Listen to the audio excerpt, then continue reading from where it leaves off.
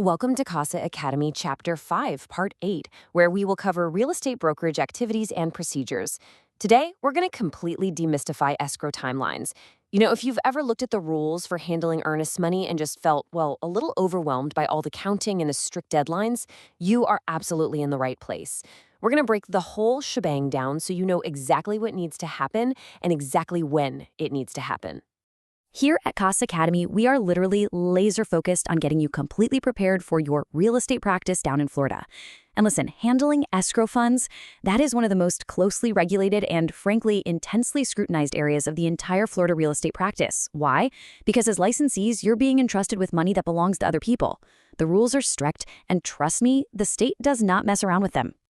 Okay, let's dive right into this roadmap. We're going to start with the escrow stakes, map out the sales associate deadlines, and then hit the broker deposit deadlines. After that, we'll look at a delayed delivery scenario and wrap it all up with a summary for exam success. Section 1.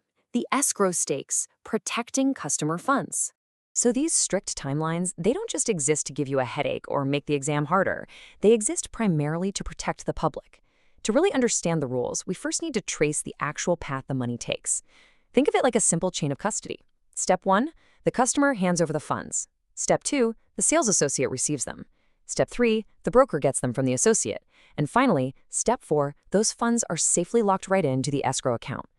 Understanding this high-level map is absolutely crucial before we break down the granular deadlines for each of those specific steps. Moving on to Section 2, sales associate deadlines, the next business day rule. Now, this is that very first link in our chain of custody, and the crucial rule is right here. When an associate receives escrow funds, they must hand those funds over to their employing broker no later than the end of the next business day. And here is your golden rule for the exam. Weekends and legal holidays are completely invisible. Seriously, they never count as business days for this purpose. Just pretend they don't exist. You really need to create a rock-solid mental distinction right now between the associate and the broker. The associate has until the end of the next business day. The broker gets until the end of the third business day. Mixing up next with third is kind of the easiest way to lose points on exam day, and we definitely don't want that. All right, Section 3, broker deposit deadlines, the third business day rule. Let's walk through a real-world scenario to make this concrete. Imagine a panicked buyer. Let's call her Sarah, hands you an earnest money check late on a Thursday evening. That is day 0. Day 1 is Friday, which is your strict deadline as the associate to deliver it to the broker. Then we hit the weekend, which, remember, we skip entirely. By the way, your verification code is 147847. Moving right along, day 2 is Monday, and day 3 is Tuesday. So by close of business on Tuesday, the broker absolutely must have Sarah's funds safely deposited into the escrow account. Now, what's really interesting here, and honestly, this is the biggest trap, is that the broker's timeline clock starts ticking the exact second the customer provides the funds. It does not start when the broker finally gets the check from the sales associate. The customer is the trigger. The clock starts ticking the very moment Sarah hands over her money. And you know what? This is exactly how they're going to test you. If you see a hypothetical exam question, say something like transaction file 320011, and the prompt says the buyer delivered the deposit to the associate on a Thursday, but the broker didn't physically get the check until Friday, pay super close attention. To correctly find that deadline, you must calculate from that initial customer interaction on Thursday. You start counting your 3 business days from Thursday's receipt, which, skipping the weekend, lands you right on Tuesday. Which brings us to Section 4, the delayed delivery scenario. What if things go wrong? We all know how it's supposed to work in a perfect world, right? But think about this question for a second. What if a sales associate messes up and fails to hand the money to the broker by the end of the next business day? Does that legally extend the broker's deadline to deposit the money into escrow? The answer is a resounding no. No way. An associate's delay does not buy the broker more time.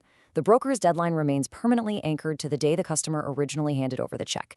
So that Thursday customer receipt, it still means a Tuesday deposit deadline for the broker, even if the associate dragged their feet all weekend. The state prioritizes the public's money, not internal office errors. Finally, Section 5, summary for exam success, master the calculation. It is time to translate all these strict regulatory concepts into practical preparation so you can absolutely crush the licensing exam. I literally cannot stress this enough. Do not skip the practice scenarios in your course materials. The exam loves to test your ability to calculate these exact deadlines, and they will frequently throw in tricky bank holidays just to see if you remember to skip them.